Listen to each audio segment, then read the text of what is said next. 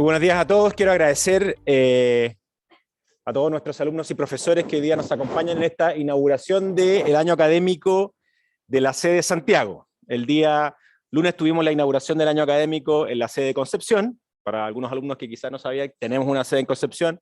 Un tercio de nuestros alumnos de la carrera de Ingeniería Comercial están en Concepción. Y hoy día tengo el honor de presentar a alguien que siento que es muy cercana a la casa, que es nuestra presidenta del Banco Central, Rosana Costa. Rosana es una destacada economista a nivel nacional e internacional. Anteriormente de ser presidenta del Banco Central, fue consejera del Banco Central. Durante el año 2010 y 2014 fue directora de presupuesto del gobierno de Chile. Y hoy día nos acompaña para hacer una exposición en la cual, después de esta exposición, entendiendo que tenemos hasta las 10 de la mañana por el cambio de módulo, podemos abrir, si es que hay alguna pregunta, se puede abrir también la conversación. Así que sin más preámbulo que lo anterior, quiero pedir un aplauso para Rosana que nos acompaña hoy día. Y la audiencia es todo suya. Gracias, Matías. Buenos días a todos, a todas, y un mejor año para todos ustedes, que sea un año bien provechoso académicamente, que aprendan harto, que lo pasen bien también. Para partir, quiero comenzar agradeciendo a la Facultad de Economía y Negocios de la Universidad del Desarrollo por invitarme a inaugurar el año académico, Matías. Para el banco es muy importante mantener una relación cercana con las nuevas generaciones de profesionales, porque es fundamental del éxito del trabajo del Banco Central. Profesionales de primer nivel son el fundamento y el sostén del Banco Central de Chile. La labor de la universidad en ese punto es fundamental. Nuestro país se enfrenta hoy a un problema muy importante: la inflación. La inflación ha aumentado rápidamente a niveles muy por sobre lo que estábamos acostumbrados, y su efecto se siente con fuerza en el presupuesto de todas las familias. De hecho, las encuestas de opinión pública colocan a la inflación como la principal preocupación económica de las personas en la actualidad.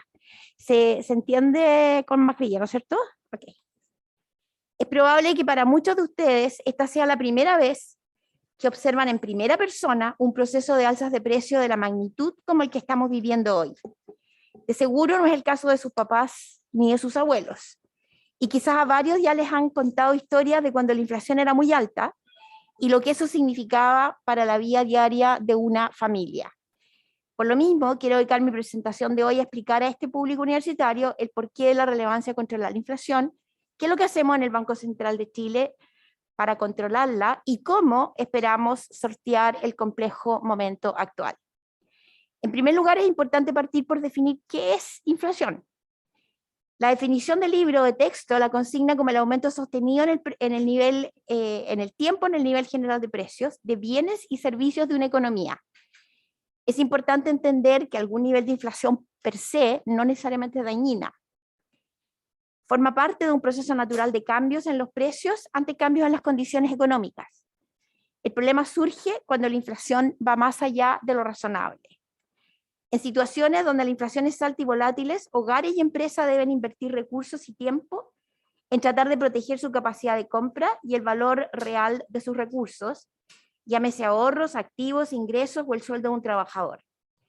El problema es que la posibilidad de protegerse es directamente proporcional a los recursos de que se dispone. Mientras más deudas se tengan o más bajos sean los ingresos, menor será la capacidad de protegerse y mayores los costos. De ahí que la inflación es un fenómeno que afecta con especial fuerza a los de menores recursos, y controlarla es un requisito ineludible para mejorar el bienestar de un país. De hecho, la estabilidad de precios permite que las señales que estos entregan sean más nítidas, que los precios relativos sean más estables y que se reduzca la incertidumbre para las personas y para las empresas. Esto permite generar un clima propicio para lograr mayores niveles de inversión, productividad, demanda por activos monetarios y desarrollo financiero. A su vez, estos factores estimulan el crecimiento económico y favorecen la diversificación del riesgo. Todo lo anterior deja claro que la mejor política monetaria es aquella que se ocupa de mantener una inflación baja y estable. Muchas otras políticas públicas son fundamentales para lograr un buen desempeño económico, pero un ambiente de baja inflación es una condición necesaria y esencial para que las demás políticas concreten sus respectivas contribuciones de mejor forma. Chile tiene una larga historia inflacionaria. Para entender las atribuciones que la ley le da al Banco Central y cómo éste se maneja, o cómo éste maneja su política monetaria, es útil partir por hacer algo de historia sobre la inflación en nuestro país. Durante décadas, Chile tuvo un largo historial de altas y volátiles tasas de inflación. Hasta 1925, y el gráfico les puede ayudar, hasta 1925 ello se dio en un contexto en que no existía un banco central y en que la emisión de dinero era realizada por bancos privados en base al patrón oro, en ciertos momentos en base a un patrón metálico. En el periodo de 100 años previo a la creación del Banco Central, la inflación mostró una elevada volatilidad con tasas que oscilaron entre menos 17% y más 29%.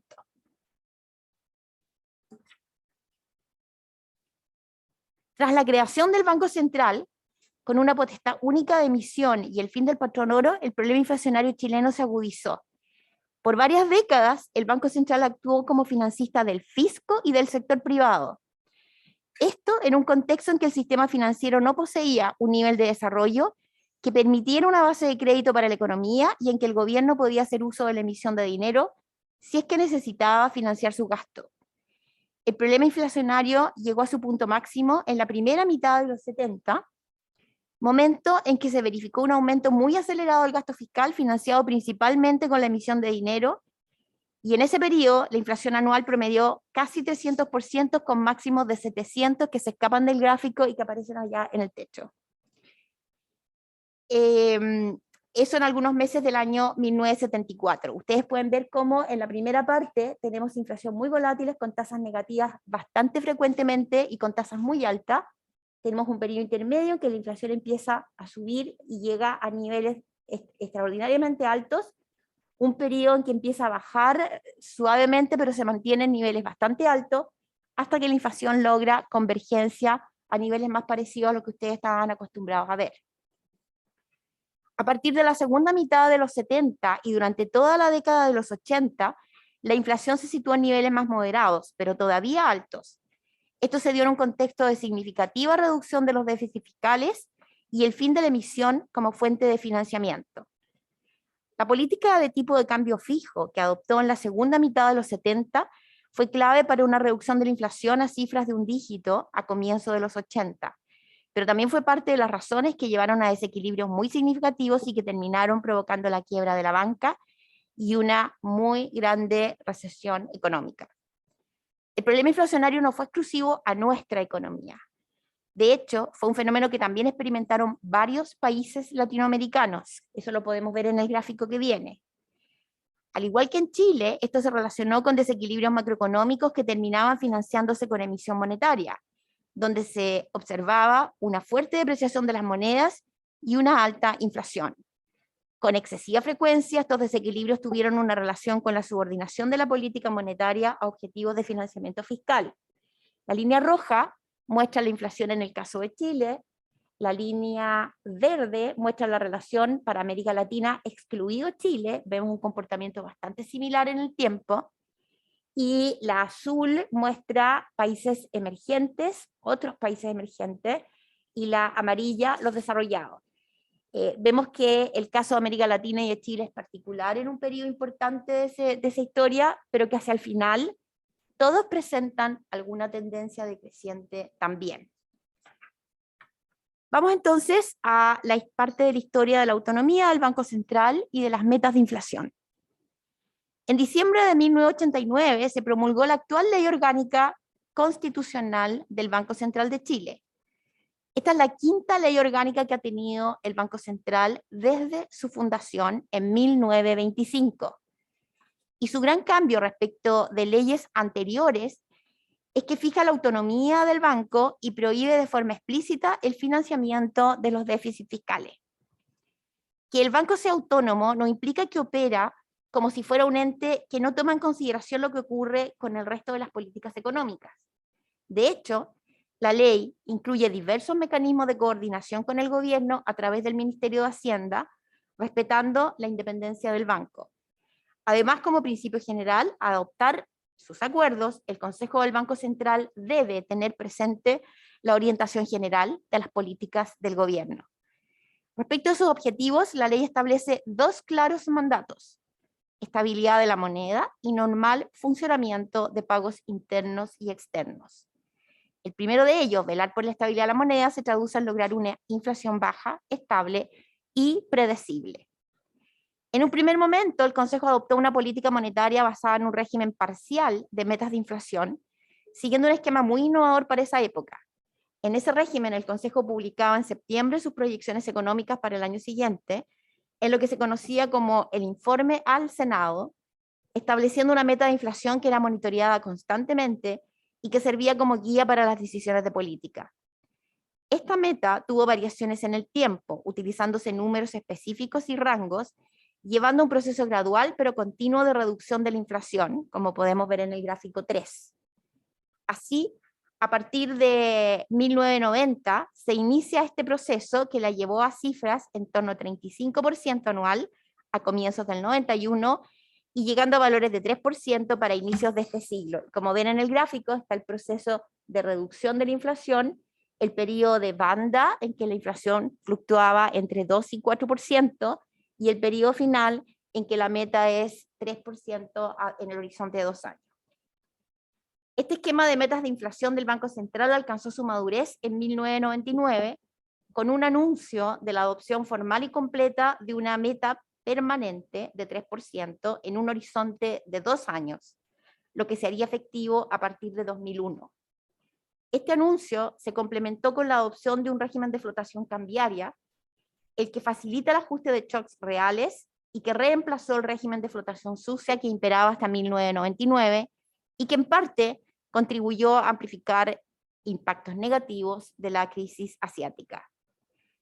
Bajo este esquema de flotación cambiaria, el Banco Central se reserva la opción de intervenir en el mercado cambiario en circunstancias excepcionales, con el objeto de limitar sobrereacciones que puedan poner en riesgo objetivos de estabilidad de precios y de pagos, pero nunca teniendo como objetivo final un nivel específico de tipo de cambio. Desde 1999 a la fecha, el banco ha ejercido esta potestad en contadas ocasiones, una de ellas por la inestabilidad observada tras el estallido social de octubre de 2019. Respecto de la política monetaria, el principal instrumento que usa el banco para implementarla es la tasa de política monetaria. Esta tasa de interés es la tasa a un día plazo, la que llamamos tasa overnight, es determinada por el Consejo y se aplica solo para las operaciones entre el Banco Central y los bancos comerciales, pero influye en la tasa de interés del sistema financiero, particularmente en plazos más cortos. Esta tasa también sufrió modificaciones en la medida que el control de la inflación avanzaba y el esquema de metas de inflación se consolidaba. Así, en la segunda mitad de los 90, el banco pasó de fijar la tasa a 90 días a fijar esta tasa overnight, y más tarde, en 2001, con la inflación ya consolidada en niveles bajos, pasó de fijar una tasa real a una tasa nominal, como se conoce en la actualidad. La adopción de un esquema pleno de metas de inflación también trajo consigo una serie de modificaciones a la forma de hacer y comunicar la política monetaria. Entre ellas, el establecimiento de las reuniones de política monetaria, que hoy día son conocidas y son comunicadas a la prensa en fechas y en condiciones estandarizadas, como una instancia de público conocimiento y preanunciada, donde se tomaban las decisiones de política monetaria del banco. Asimismo, se comenzó con la publicación de una serie de documentos que entregaban los antecedentes, razonamientos, perspectivas para estas decisiones de política monetaria, incluidas en el informe que se realiza especialmente al efecto 4 veces al año y las minutas de las reuniones. Es importante tener presente que un esquema de metas de inflación requiere de un alto grado de transparencia, clara comunicación de las acciones realizadas. La credibilidad de la política monetaria es esencial para su éxito, pues las expectativas juegan un rol importante. Por esta razón, el Banco desarrolla y perfecciona regularmente un amplio abanico de productos que intentan aproximar el análisis y las decisiones del Consejo a todo tipo de audiencias.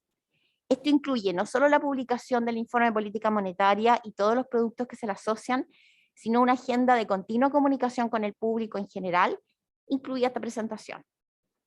En suma, el proceso de innovaciones que comenzó con la autonomía del Banco Central en 1989 ha permitido que la inflación haya descendido en forma sostenida y haya dejado de ser un problema para las familias chilenas. Esto ha sido una enorme avance en beneficio especialmente de los más necesitados. En todo caso, la exitosa experiencia de reducción de la inflación en Chile, debe mirarse también en un contexto mundial, en que un número significativo de países también lograron reducir su inflación promedio de manera importante. Ese gráfico es más difícil de leer, yo les quiero ayudar un poquito a seguirlo. Tenemos la volatilidad o la desviación estándar en el eje vertical y el promedio de inflación que alcanzan en el eje horizontal. Un puntito que está rojo ahí, que es el de Chile, en torno a 3% como promedio de inflación, 3,2 en realidad, y con una volatilidad, una desviación estándar cercana a 2. Países desarrollados, economías avanzadas, tienen en general metas de inflación en torno a 2 y no a 3, y una volatilidad entre 1 y 2. Países emergentes, puntos verdes, están por arriba, son más volátiles y tienen una dispersión mucho mayor en promedios inflacionarios. Entre las explicaciones que la literatura ofrece para ello, está la adopción de las mejores prácticas en el diseño institucional, lo que ha hecho de la autonomía de los bancos centrales una práctica generalizada. Resalta también el uso de esquemas de metas de inflación acompañados de un esfuerzo por comunicar y transparentar la política. ¿Por qué la meta de 3 y por qué en 2 años? Como señalé, el banco ha decidido que 3% en un horizonte de 2 años es una meta apropiada para su objetivo de largo plazo. ¿Cómo llegamos a determinar que 3% es la cifra correcta? Para fijar dicho valor se consideran criterios generales, costos inflacionarios por sobre o bajo dicho valor de referencia. Una tasa de inflación permanentemente por encima de ese valor difícilmente sería considerada como reflejo de estabilidad de precios y acercaría al país a un nivel inflacionario que podría dañar el crecimiento económico y el bienestar de su población. Sin embargo, un valor suficientemente bajo tampoco contribuye demasiado a reducir los costos asociados a rigideces de precios, que pueden ser mayores o menores según los grados de indexación de las distintas economías. Además, es posible que los índices de precio, como el IPC, sobreestimen la real inflación al consumidor, debido a que su cálculo no registra plenamente avances en la calidad de los productos, ni captura la sustitución entre bienes o el cambio de los puntos de compra por parte de los consumidores cuando se modifican los precios relativos. Por último, dado que existe un valor mínimo técnico para la tasa de interés, la conducción de la política monetaria pierde margen de maniobra cuando la tasa de inflación es cercana o inferior a 0. Ello porque se acota el nivel mínimo al cual puede caer la tasa de interés real, que es la diferencia entre la nominal y la inflación esperada, la que es determinante importante de las decisiones de inversión y consumo de los agentes económicos. El plazo de 2 años corresponde al periodo para el cual la autoridad monetaria orienta su instrumento de política para que la inflación retorne al valor meta. Primero, porque los cambios de política monetaria provocan efectos en el nivel de actividad y los precios, con rezagos que culminan su efecto total en un periodo de 2 años. Segundo, porque muchos shocks tienen efecto transitorio y al establecer ese plazo se evita una volatilidad mayor a la necesaria en las tasas de interés, actividad y empleo. Finalmente, porque existen movimientos pasajeros en algunos precios del IPC que no deberían ser objeto de neutralización o reacción por parte de la política monetaria. Permítame ahora contarles brevemente qué ha ocurrido con la inflación en la actualidad, cuáles son sus determinantes de corto plazo y qué prevemos para los siguientes 2 años. Como les mencioné en un comienzo, es posible que para muchos de ustedes sea la primera vez que se enfrentan a un proceso inflacionario importante. En el informe de política monetaria que presentamos hace una semana, el miércoles 30 de marzo, mostramos que la inflación y sus perspectivas de corto plazo han seguido aumentando, lo que está sin duda teniendo un efecto negativo en el bienestar de las personas. En los últimos meses hemos visto cómo la inflación medida por el IPC se ha acercado al 8% anual. En el gráfico pueden ver en la línea negra la inflación total, la evolución del IPC. Vemos también lo que llamamos IPC subyacente, que es la tendencia de inflación eliminando precios volátiles. Y vemos cómo está por debajo del promedio y los precios volátiles empujan hacia arriba. En cualquiera de los casos, la subyacente y la total muestra una tendencia ascendente bien pronunciada. En este comportamiento ha sido fundamental el excesivo incremento del gasto que se observó en la segunda mitad del año pasado, alentado por la gran liquidez de la que dispusieron las personas a raíz del conjunto de medidas de apoyo a los ingresos que se establecieron en ese entonces para mitigar los efectos de la pandemia. Comparando el tamaño de estas medidas en relación con el producto, ellas estuvieron entre las más significativas del mundo. Con todo, el comportamiento más reciente de la inflación está mostrando el impacto de algunos shocks relacionados con los costos, cuyo efecto se amplifica por el elevado nivel que llegó el gasto en 2021. Estos shocks se relacionan con factores de oferta que han sido ampliamente comentados en los últimos meses. Por un lado, las cadenas de suministro y distribución global aún no terminan de recuperarse del todo de los efectos de la pandemia y siguen presentando disrupciones. Por otro, los costos de las empresas han subido de manera importante, impactando sus márgenes. Los costos laborales también han aumentado, en especial porque la oferta de trabajo no se ha recuperado completamente tras el inicio de la pandemia, con grupos de personas que aún no retornan al mercado laboral. Los precios de varias materias primas, energía, alimentos y algunos metales han alcanzado niveles elevados, lo que se exacerba al considerar la depreciación que ha acumulado el peso en el último par de años. A lo anterior se suma el shock de precios de materias primas y alimentos que ha provocado la invasión de Rusia a Ucrania en el último mes y medio. En el gráfico que ustedes pueden ver ahora, pueden ver en la parte más de la izquierda cuánto se han elevado los costos de transporte.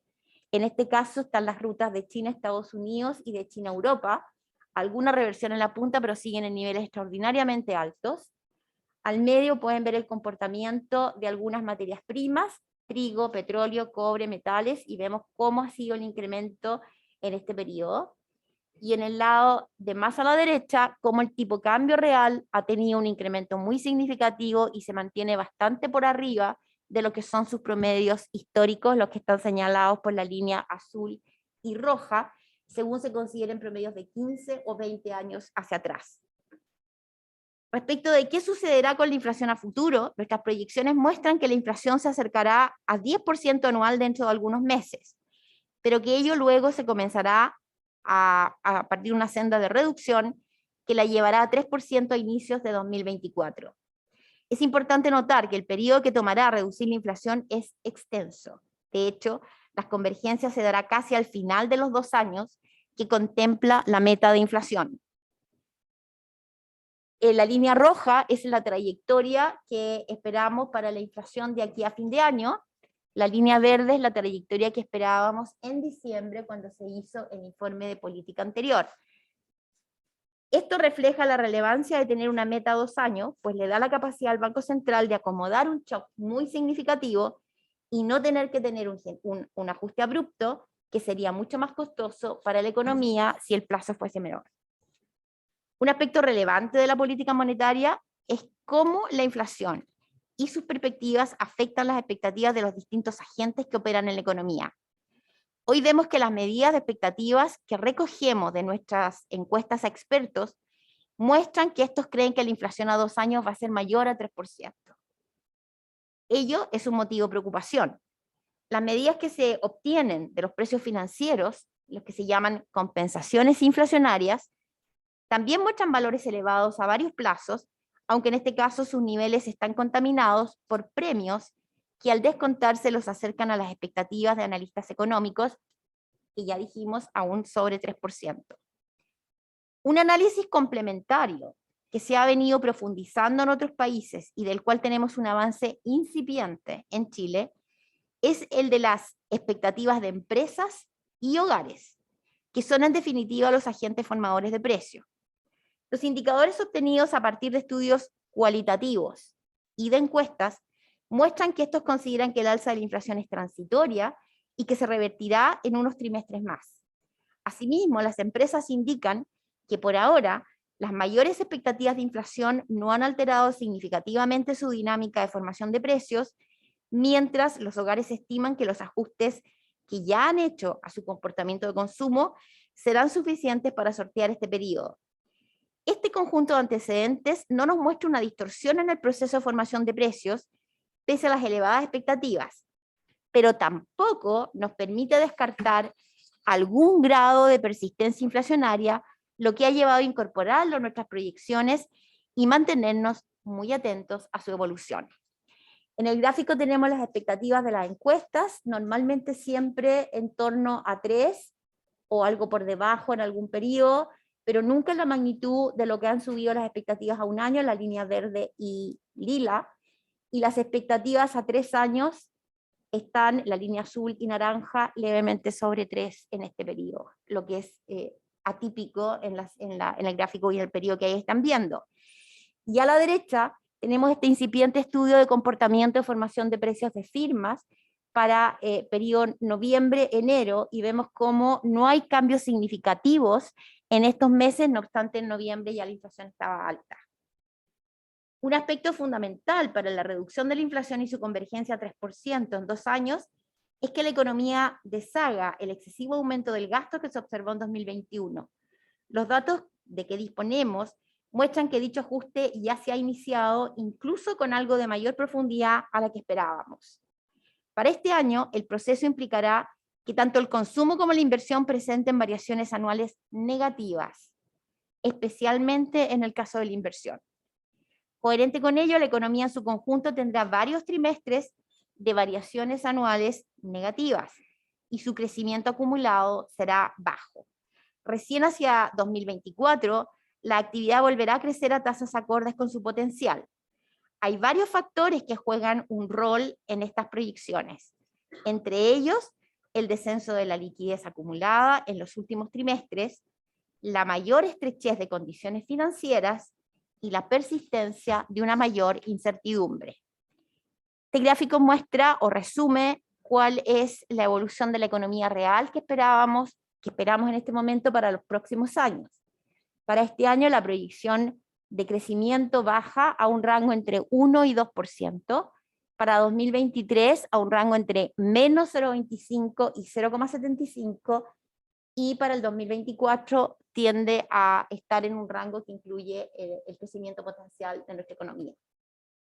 En términos de niveles, y mirando los dos componentes más importantes de la demanda interna, consumo e inversión, están los niveles que se proyectaban en diciembre y los que se proyectaban en marzo. Podemos ver que en términos de niveles hay sorpresas en el lado de la inversión, abajo positivas en la línea azul en el cierre de 2021, y una tendencia hacia los niveles que ya se estaban proyectando en el informe anterior, y que por el lado del consumo, el consumo ha estado algo por debajo de lo que ya se anunciaba en el informe anterior. ¿Cuáles son los desafíos? Y con esto vamos cerrando. El Consejo del Banco Central ha hecho un ajuste muy significativo en la política monetaria. Desde julio del año pasado a la fecha hemos aumentado la tasa en 650 puntos base, llevándola a un 7%. Esta alza de la tasa ha sido temprana, rápida, situando al Banco Central de Chile entre los más activos a nivel global. El gráfico de la izquierda está la evolución de la tasa, y a la derecha un análisis de Bloomberg, donde están las variaciones acumuladas de la tasa de interés en distintos países, de la tasa de política monetaria de distintos países, desde enero de 2021, y lo que se espera que siga subiendo al cuarto trimestre del 2022. Chile aparece en el segundo lugar, después de Brasil, que tiene una tasa de inflación bastante alta, sobre 10%, con una demanda bien galopante también, y con mucho efecto de precios de materias primas, más que nosotros. En lo que viene de cumplirse los supuestos de nuestro escenario central, estimamos que futuros aumentos de la tasa de política monetaria serían menores que los realizados en los últimos trimestres. De todos modos, los riesgos para la convergencia de la inflación persisten, y nuestra economía enfrenta desafíos importantes. El banco hará todo lo necesario para que se garantice la convergencia de la inflación a la meta en el horizonte de política que les he contado. No cumplir con ese mandato solo traería costos para todos los que vivimos en el país. Además de todo lo referido a la evolución de la propia economía, como la persistencia de la inflación o el ritmo al que se reduzca el crecimiento, nos enfrentamos a un escenario global complejo. La invasión a Ucrania impone importantes y elevados riesgos. En nuestro escenario, suponemos que las implicancias económicas de ese conflicto se mantendrán acotadas y que irán disminuyendo paulatinamente. De no darse eso, los efectos para el mundo y para nosotros podrían ser más nocivos, mucho más nocivos, haciendo difícil anticipar la reacción de la política monetaria en un escenario como ese. El desafío de contener los desbalances internos es una tarea que se logra mejor si todos los esfuerzos de política pública apuntan en la misma dirección. Muchas gracias.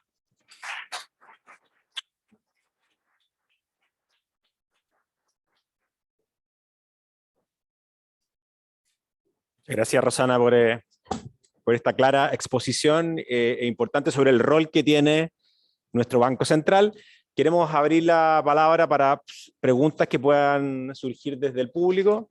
Cabe recordar que en virtud del cargo que ostenta Rosana, hay cierto tipo de preguntas que se pueden responder y otras que por supuesto no puede responder. Entonces, eso para que quede súper claro.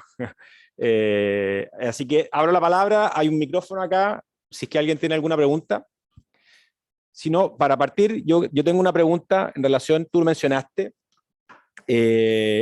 dentro de tu presentación y que tiene que ver muchas veces desde la perspectiva de una persona que no entiende necesariamente técnicamente de economía, un consumidor cualquiera de este país, donde se tiende a pensar de que los efectos de las situaciones internas son principalmente lo que puede tener efecto o no en el día a día, en el precio finalmente que se paga.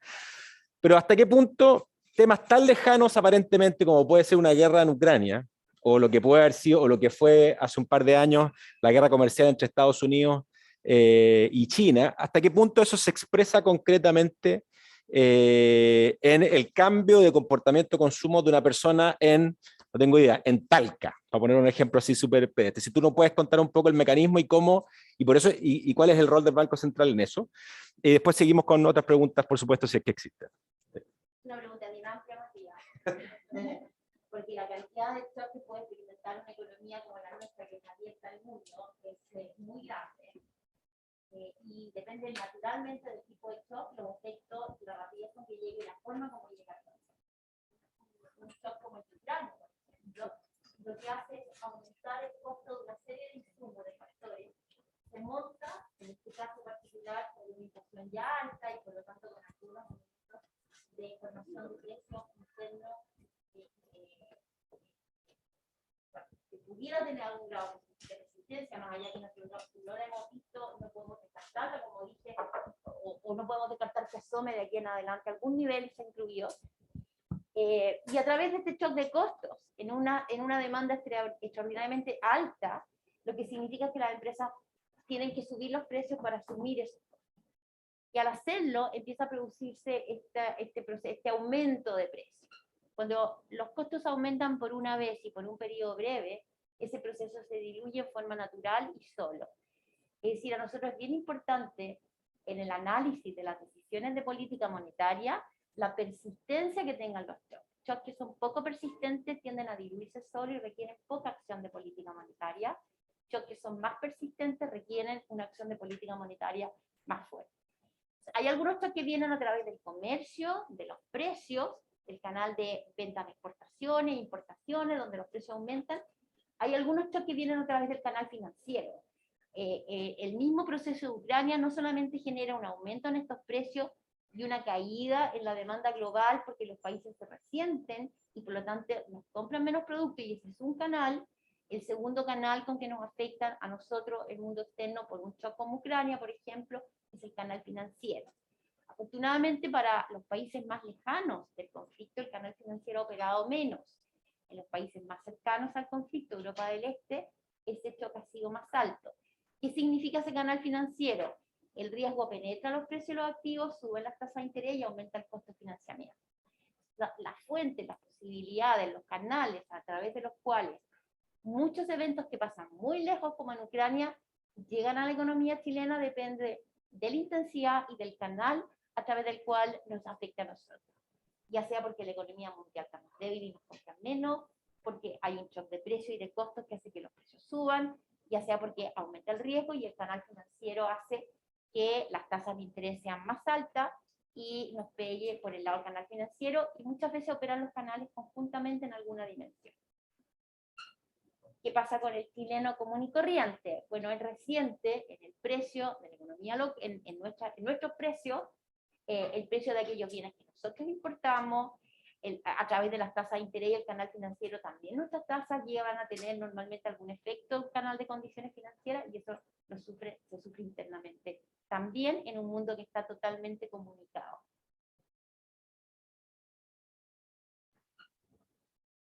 La palabra, si alguien tiene alguna pregunta, que levante la mano. Hernán Cheire, y después seguimos con alumnos. Gracias. Buenos días, gracias, presidenta. Excelente la presentación, muy clarificadora. Mi pregunta es, dentro de tu esfuerzo que está haciendo el Banco Central por controlar la inflación y que todos los sectores lo comparten, siempre hay ruidos. El tema de Ucrania, sin duda que es uno, pero también lo es este tema que ha agarrado mayor fuerza, por así decirlo, durante las últimas semanas, que es el tema de un eventual nuevo retiro de fondos previsionales. Sería interesante si usted nos pudiera contar cómo puede afectar al chileno medio esto, más allá del beneficio a corto plazo que podría tener quien accede a esos fondos, tiene efectos sobre la inflación y sobre una serie de otras variables. El ministro de Hacienda, su antecesor, dijo ayer que sería una bomba previsional si es que se hace un nuevo retiro. ¿Cuál es la visión que tiene el banco sobre esto? Gracias, Ana, por la pregunta. El banco ha sido bien cuidadoso en ir, en la medida que se han ido produciendo retiros, explicando cómo hay un efecto de los retiros por sí mismos y cómo hay un efecto acumulativo de los retiros en el mercado financiero, y cada vez ha ido jibalizando su tamaño y por lo tanto reduciendo su capacidad de absorber shock adicionales. Por lo tanto, retiros adicionales son cada vez más complejos de absorber.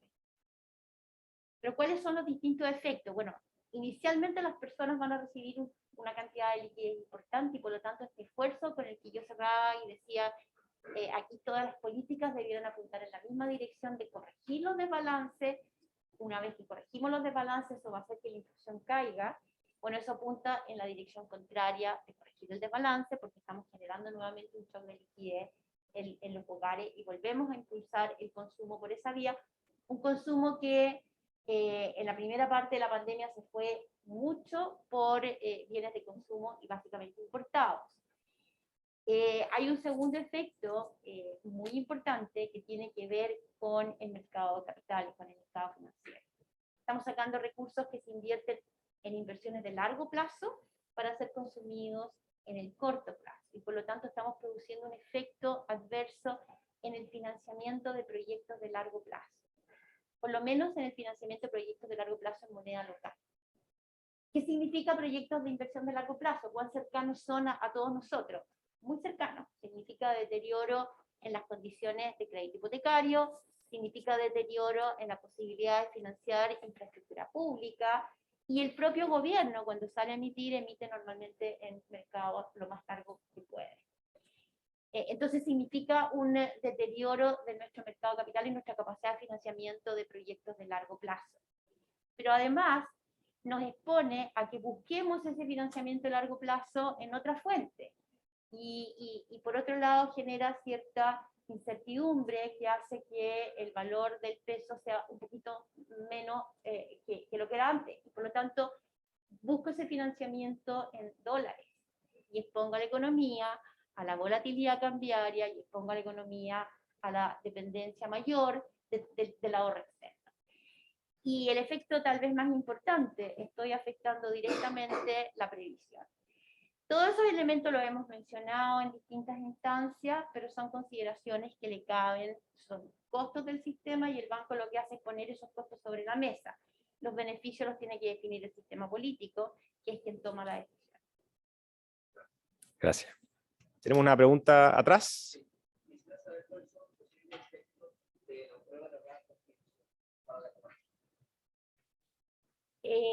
Mira, yo no sabemos cuál es la nueva constitución, yo no conozco la nueva constitución, es una constitución que está en proceso.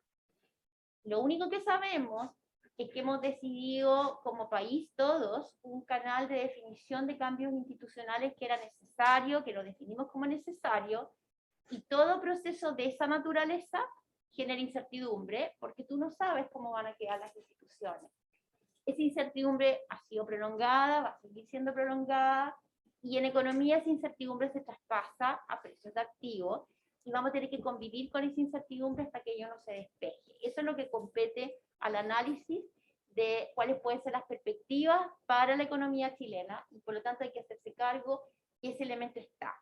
¿Cómo se maneje? Si esa incertidumbre es mayor o menor, depende de las personas, de las autoridades que sean responsables o que puedan buscar formas de contener ese proceso con determinados bordes y con menor volatilidad en términos de ese factor. También quisiera decir que hoy día estamos en un contexto en que la incertidumbre tiene varias aristas, esa es una de ellas. Yo les mencioné, Ucrania tiene un efecto de incertidumbre muy significativo también, por lo tanto la incertidumbre es un elemento que está normalmente en la economía. Hoy día estamos con niveles extraordinariamente importantes, cualquiera sean los indicadores de incertidumbre que tú veas, y nosotros vemos incertidumbre local y externa en niveles importantes también. Gracias. Sí.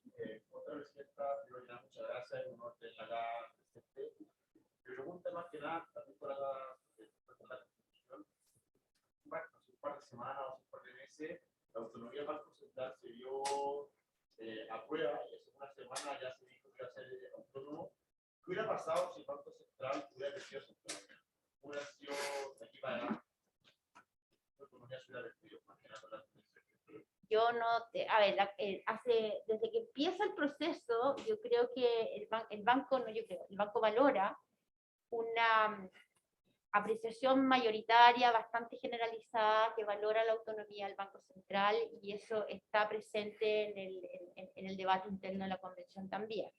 Ahora, el resultado de lo que salga del Banco Central, o las indicaciones que existan, o lo que se haya aprobado, es algo que el Banco Central solo va a comentar a través de los canales oficiales.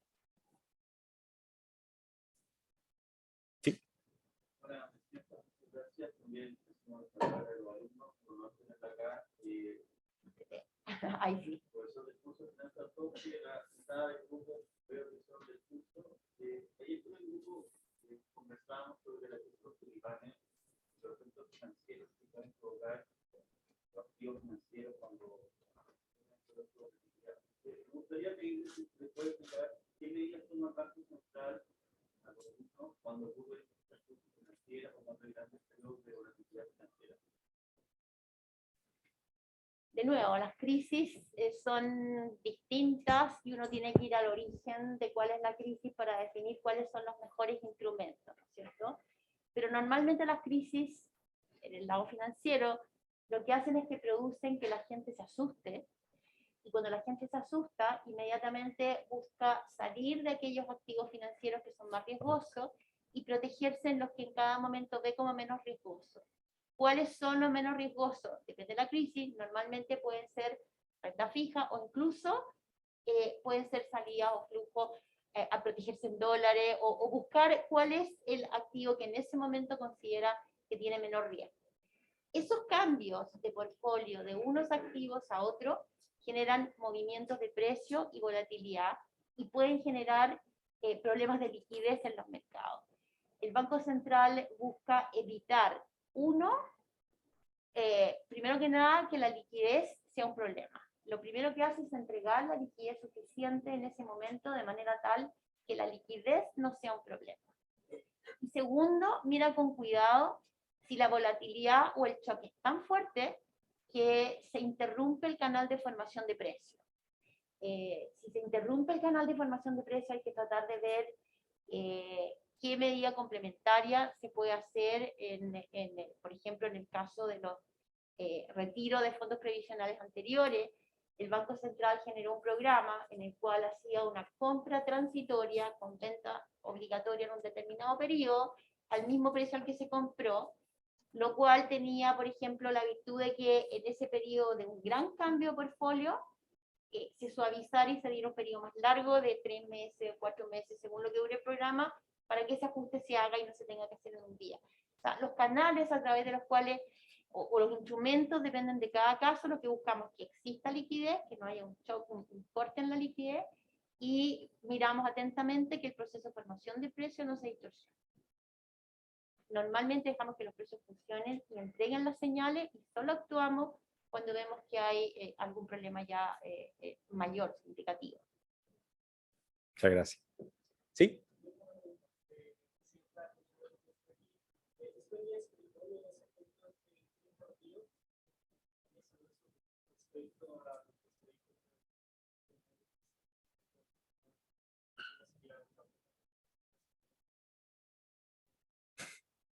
Yo no comento al ministro de Hacienda. Sí. Yo me coordino con el ministro de Hacienda. Sí, muchas gracias. ¿Sí?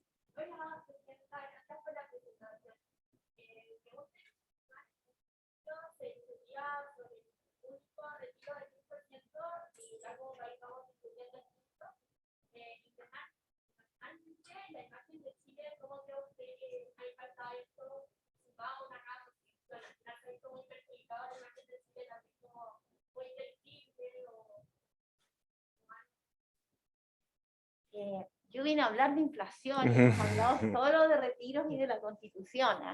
Sí. Mira, yo no tengo la imagen de Chile en general, hay que recogerla por la prensa, no tengo una recopilación de datos. Yo creo que Chile tiene, lo que tenemos que preocuparnos, yo diría, es de corregir los desequilibrios que se acumularon en nuestra economía. Se acumularon desequilibrios importantes, por buenas razones.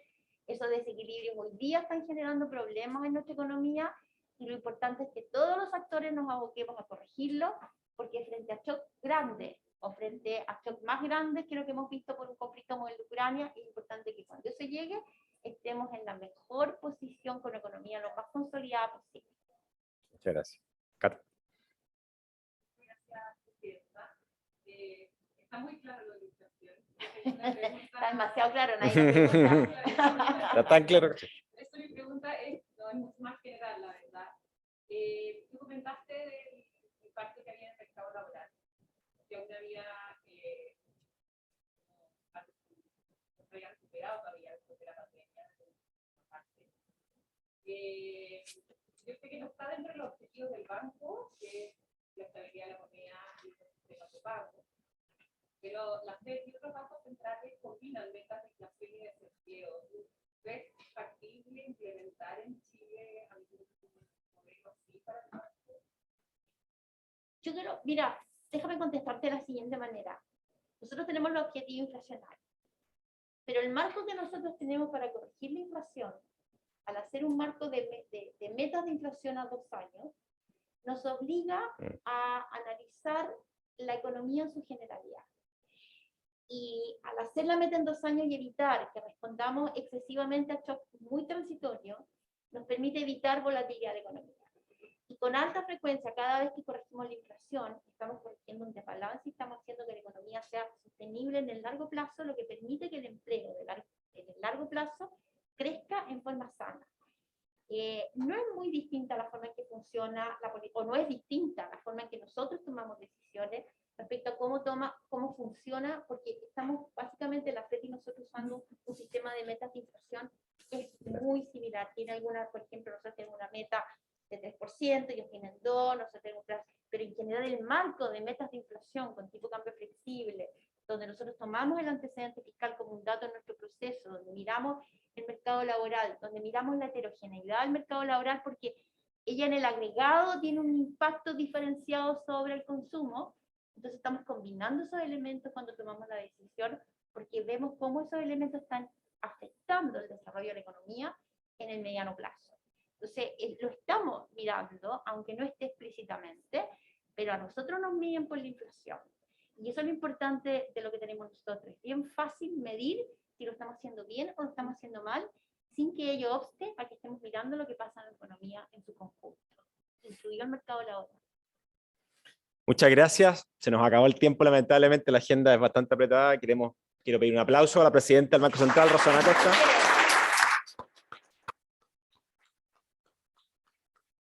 Agradecer a todos ustedes en esta inauguración del año académico. Les deseamos el mejor de los éxitos en el semestre y gracias a los profesores que dispusieron de su tiempo en esto. Gracias.